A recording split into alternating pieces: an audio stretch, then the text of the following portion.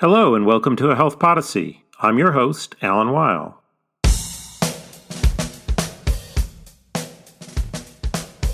The United States, along with other high-income countries, is undergoing a fundamental demographic shift with rapid growth in the share of the population over age 65. Now, since medical and caregiving needs increase with age, this shift has significant implications for individuals and families and also for government programs like Medicare and Medicaid that cover the cost of many services that an aging population requires. Back in 2019, Health Affairs published a paper called The Forgotten Middle by Pearson et al., documenting the financial challenges an aging population will have meeting their combined housing and healthcare needs. But the ability to meet those needs varies greatly by income. What do we know about the relative ability of higher and lower income people to meet their needs as they grow older? That's the topic of today's episode of A Health Podyssey. I'm here with Jack Chappell, PhD candidate in economics at USC Dornsife and a research assistant at the Schaefer Center.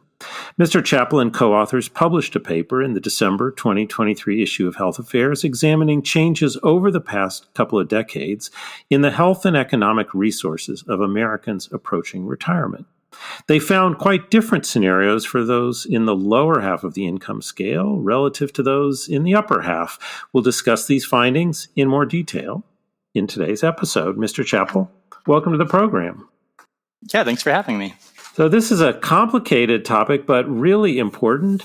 And I want to sort of ask you to draw out the context that you did your study in, and then we'll talk about some of the findings. So, it's sort of commonplace to hear that we live in an aging society. Well, we're all getting older, so that kind of doesn't seem very descriptive. What does it mean to say that it's an aging society when you look at demographics in the United States today? Yeah, sure. So I think there's two main trends that set the context for our study. And so the first is this concept of an aging society. And so what we mean there is a society where the number of people who are over age 60 is larger than the number of people under age 15. So more older people than there are children to eventually become the adults of tomorrow. And so in the US, we actually just crossed this line very recently, a few years ago. And this has been the result of a long-term trend that we see in many developed countries where people are living longer lives, but also having less children. And so when we then combine that fact with the fact that the large baby boomer generation is now entering retirement, this trend is only hastened and the age distribution of our society is being permanently altered. And so with this big demographic change, might present some new challenges for our society, especially as it relates to health and caregiving. And importantly, it might affect all Americans and not just those at the very bottom of the economic distribution or the most disadvantaged. And so that kind of brings me to the second broad trend, and that is that the middle class in the US, which has long been thought of kind of as the bedrock of American society, has been shrinking in the past decades. And so we think that it's essential that we figure out what supports might be needed to foster an environment that will support a prosperous, healthy middle class as we transition into this aging society. So that's a great introduction to this study. So on the one hand, we've got aging. On the other hand, we sort of assume that if you're in the middle class, you'll be able to afford what you need. That's kind of what I think people think of being middle class is. But we also have all these programs that can support you. They're under financial pressure. So let's talk a little bit about the study you conducted. You looked at different cohorts. Well, I'm going to let you explain it. Talk to us about who you studied and what you were looking for in the cohorts that you studied. Yeah, sure. So our ultimate goal in this study is to examine the health and economic well-being of particularly middle-class Americans who are nearing retirement. And then we also project how we think their future life course will evolve. And so we're focused here on Americans that are in their mid-50s, and we're focusing mainly in 2018, which is the last year of data that we had. And we're using health and retirement study data for all of this. And so we're focusing on these Americans in their mid-50s in 2018, and then comparing them to cohorts of the same age in 2012, 2006, all the way back to 1994. And then since we're particularly interested in economic disparities in health in the middle of the economic distribution, we define what we describe as the lower middle and upper middle economic status groups. And these are the two main groups of interest for our study. And so specifically, we're looking for people that are above the typical income eligibility thresholds for public benefit. So they're making too much to really qualify for lots of public support, but they still have modest incomes and are very solidly middle class. And so for the lower middle, this comes out to people with around $20,000 to $60,000 worth of economic resources per year. And so these are people that are probably not going to qualify for things like Medicaid or food stamps, but still have pretty modest incomes.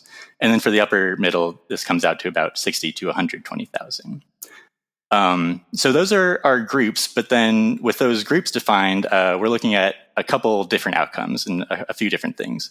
So first, as I said, we're examining the health and economic well-being of these groups when we first observe them in the data when they're in their mid-50s. So looking at things like what their diagnosed health conditions looked like then, their incomes and home ownership. And then given these characteristics at age 50 or in their 50s, we then use what's called a dynamic microsimulation model to then simulate their future life course. And so what we're doing with this is we're projecting how long all of these individuals will live, but importantly, also we project for each of those future life years, what will their health status be in each of those years and how many economic resources will they have. And so the main things we're looking at here are what are the disparities between outcomes between the lower middle and upper middle groups, and how have these disparities evolved over time? So I guess I can confess to a keen interest in this study as someone who was in my mid-50s in 2018. When you have your most recent data, I'm very attentive to my health and whether or not I'll have the financial resources I need to retire down the road. So these things seem relevant to me personally. But if we're looking more societally, at a more of a societal level, we do have to ask these questions about what resources people have, what their expected needs are, and what our programs are to serve them. So let's jump sort of to the top level findings, if you will. To me, what jumped out, and you certainly called this out in the paper, is this real difference between the trajectory for the lower half that you described and the upper half. Can you say a little more about that? Yeah, sure. So, I'll give a quick overview of the kind of top level results, and then maybe we can dig into some details after that. So, in general, what we find is across almost all the dimensions that we look at, we're seeing that a disparity in outcomes between the lower middle and upper middle did exist to some extent in 1994, but that disparity has widened significantly over time for almost all these outcomes. And so thinking in terms of economic resources at midlife, so things like their earnings and home ownership, we find that those in the lower middle in 2018 actually had no more resources than someone similar in 1994. And in many cases, they actually had even less. But meanwhile, those in the upper middle continue to see significant economic gains between 1994 and 2018. In terms of health at midlife, somewhat similar in that we see a widening of the disparity between lower middle and upper middle. But here, worryingly, we actually see that health appears to be getting worse for both groups. And then finally, when we take all of these characteristics and use them to project forward these people's future life course, as you might expect, we again see a widening of this disparity. So we project that people will have longer overall life expectancy, but again, those in the upper middle are gaining extra life years faster than those in the lower middle. But then importantly, once we adjust that life expectancy for the health quality of life, we find that actually those in the lower middle are again no better off than similar people in 1994, even though those in the upper middle are continuing to gain. So at the outset, you talked about a shrinking middle class. I didn't ask you to define that precisely. What it sounds to me like is sort of the other phenomenon we hear a lot about, which is growing income inequality. So sort of the division of the middle class maybe into a more successful growing, a more successfully aging and one with higher income growth, and a more stagnant sort of lower half. Is that the right way to think about the phenomenon? Yeah, I think that's how you can think of it. So a common way that people define the middle class is they take someone with a median income, and then they take everyone that has more than half that median income, and then everyone that has less than double that median income. And so we use a slightly different measure, but you can think of it in the same way. And so what we've seen in other evidence is that the size of this group, so if you cut up the society into these three groups, those at the low, the middle, and the top, the middle is getting smaller, and that's because the groups at the top and bottom are getting larger. So essentially we have kind of a hollowing out of the middle class and more of a bifurcation of the society into an upper group and a lower group. So that's super helpful. So there really is literally a shrinking of the middle class. And if you can answer this, it would be great. And if not, I would understand. But how does that line up with sort of your cohorts that you described, the bottom half and upper half? Are those all parts of the middle, or are those dipping into the lower and reaching up into the higher? Yeah, so I think another important point to highlight in terms of defining economic status is there's kind of two different ways that you can think about it, defining economic status or poverty. And so the first is using absolute terms, and that's closer to what I just described, where you take an absolute level of resources, so say $20,000, and you're picking anyone that's below that or above that. And so in this sense, the size of these groups might change across the years. What we do in our study instead is we're taking a relative approach. And so we are instead taking percentiles of the American population. And so specifically, we're looking at people between the 15th percentile and the 75th percentile for the total middle class. And then we split that group down the middle. And so we chose these percentiles because when we look across the cohort, so of course the actual level of resources within each group will change between the years, but across all the cohorts, these percentiles approximately aligned with 15% being about 138% of the poverty line. And we chose, and that's the income cutoff for Medicaid under Medicaid expansions. And then the upper threshold approximately aligned with about 200% of the median, which is what I described earlier. Okay, so we really are looking at sort of the bottom half of the middle and the upper half of the middle, and you're seeing them follow what look like two fairly different trajectories. I want to understand a little bit more about those findings and what the implications of those findings are. We'll cover those topics after we take a short break.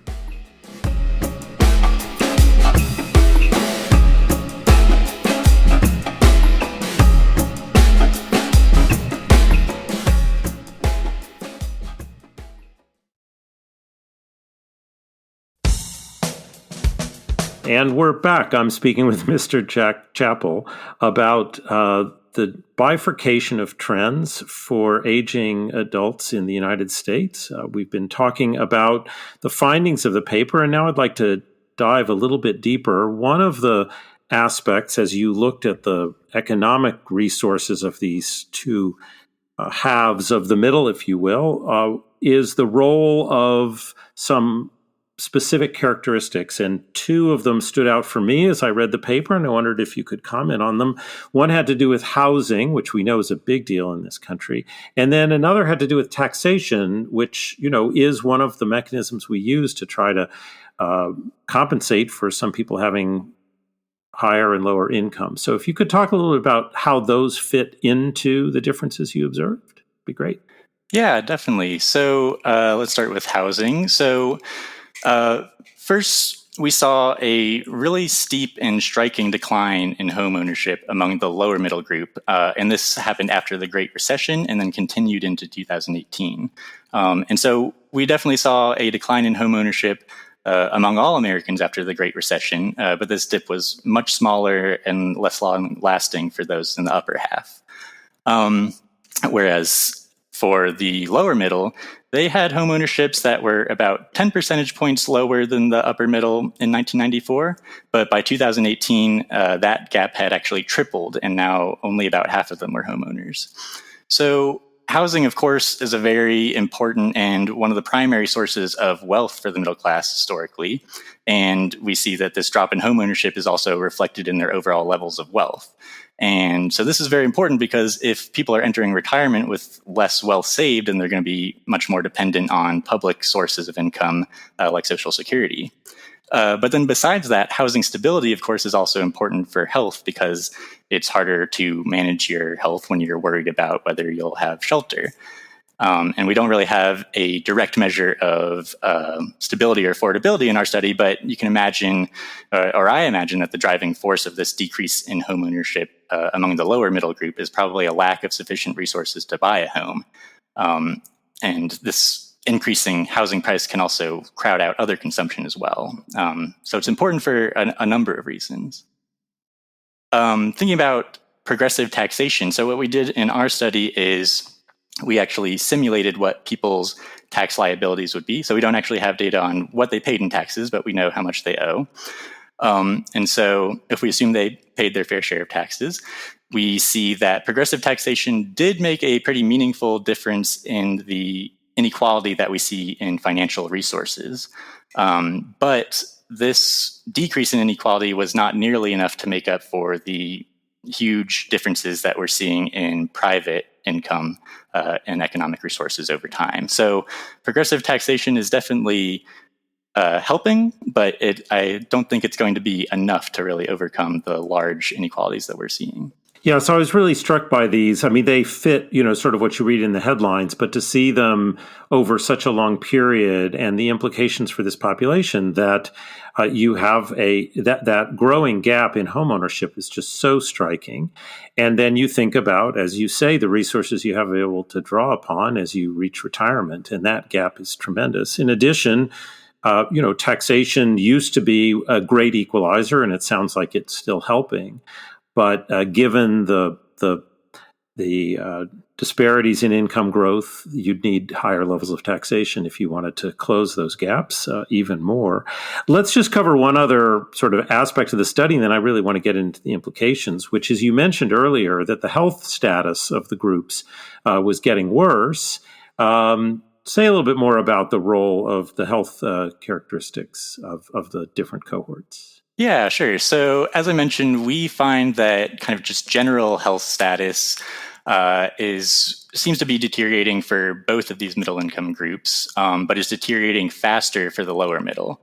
So to be a little bit more specific, starting with, first we look at diagnosed health conditions. And so we see that diagnosed health conditions are going up for both groups. And by 2018, those in the lower middle are approaching almost having 2 diagnosed chronic conditions compared to about 1 to 1.5 for the upper middle.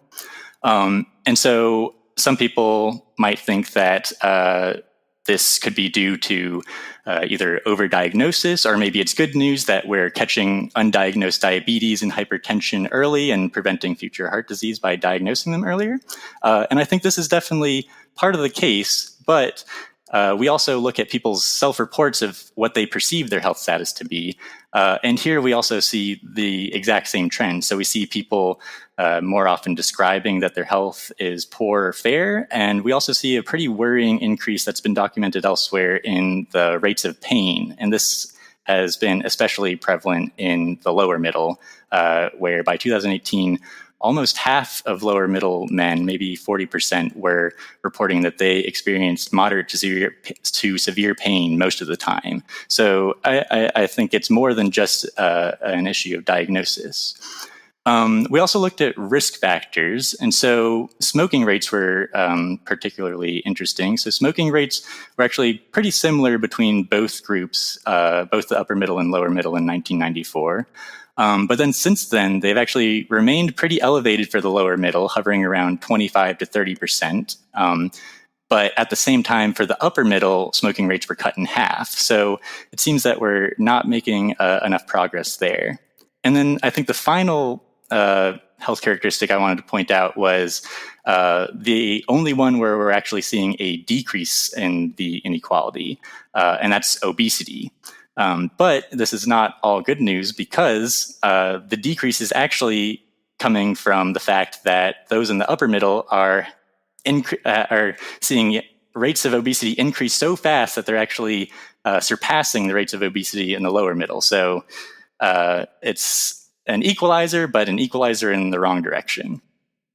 Okay, so, I listen to this and read the paper, and I come away with the sense that, we do have this division in the middle income population, and it's a combination of worsening health in general. You've got some exceptions to this, but worsening health and fewer resources, or at least no growth in resources, whereas the upper half is, the general health conditions are somewhat better and the resources available to address them are higher.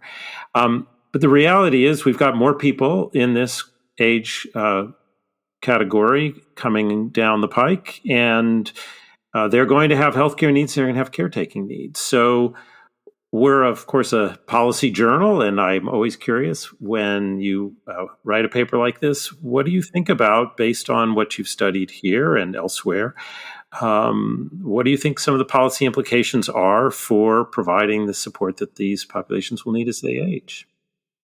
Yeah, so I think the major implication from our study first has to do with the proportion of people's lives that we expect they're going to be dealing with health challenges as they enter retirement.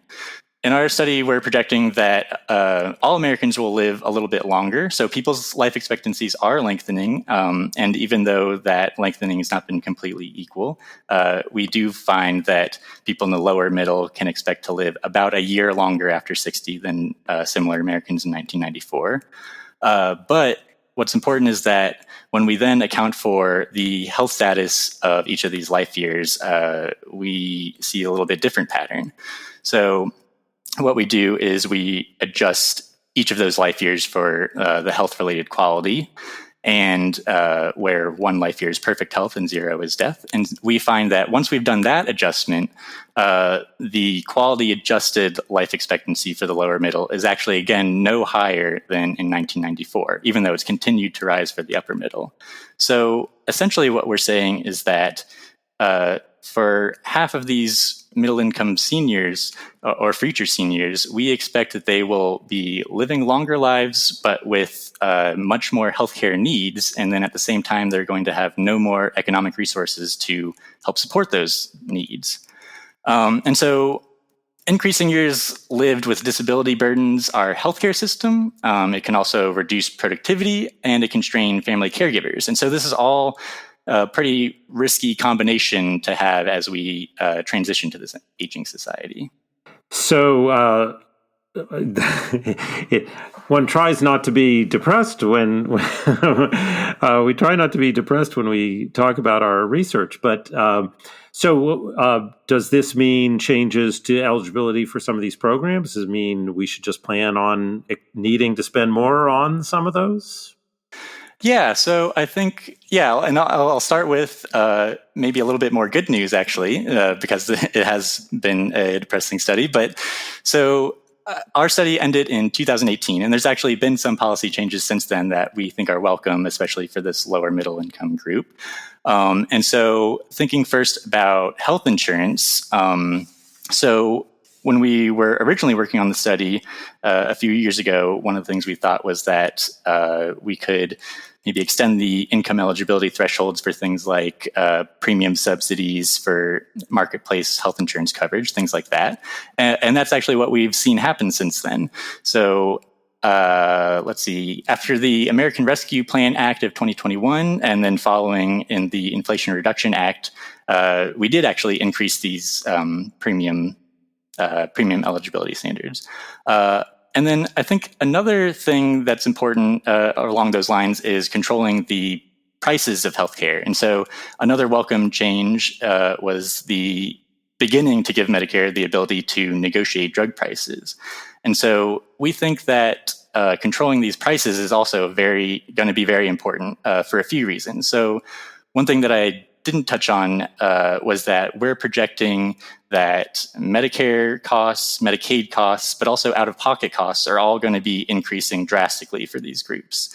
And so you can think about healthcare prices really crowding out other investments. And then when you combine this with the rising healthcare costs, you can really see how these people, especially in the lower middle, are really being squeezed and might be having a really hard time making ends meet with all these rising prices, even though they are not eligible for much government support.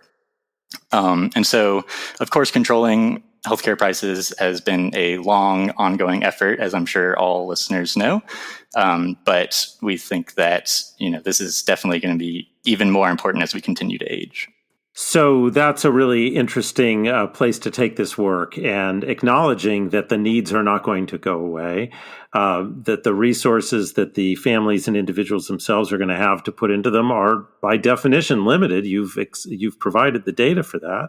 And so either we pay a lot more out of public programs, which will probably do some of that, but we also need to figure out how to make sure that what we pay for in those programs costs as little as possible while still achieving the goals and allowing people to get the quality care they deserve and the like. But you're right. It's some of this is just sort of payment rates as well as the volume of care people are going to need. Well, it does sound like, well, let me just ask as we finish, is your sense, and this again may be going a little bit beyond your work, but is your sense that the upper half, through the combination of steady health and some improvements other than around obesity and income gains and home ownership levels, that portion is probably on average, of course there's variability, but on average going to be okay, and that we maybe just need to put more of our focus on, if you will, the bottom half of the middle class? Yeah, so I think to end on some more maybe brighter news, we do, so as I've said, we do find that the upper middle class has been gaining on almost all the dimensions we measure. So, we do find deteriorating health, but we still project that they are going to be living significantly longer lives than similar people in 1994. And even after adjusting for that health, we do still find that they'll be seeing some increases. And we see that the increases among this upper middle group actually match pretty well with increases in the very top of the economic distribution that we don't include in the main paper. And so, of course, the levels are different, but the trends are pretty similar. And so, yeah, we think this is good news that there is an upper half that is, continuing to still do pretty well and seems fairly prepared. And so it is really about what do we need to do to continue and help add more support for this lower half that seems to be struggling.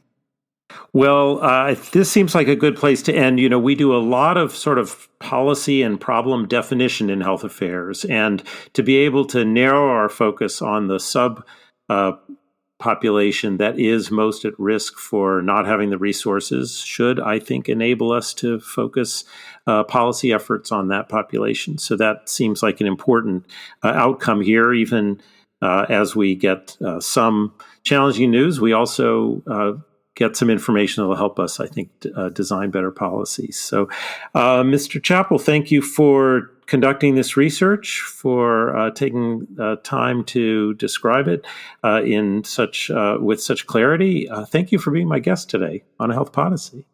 Yeah, thanks so much for having me. This has been a lot of fun. Thanks for listening. If you enjoyed today's episode, I hope you'll tell a friend about Health Podyssey.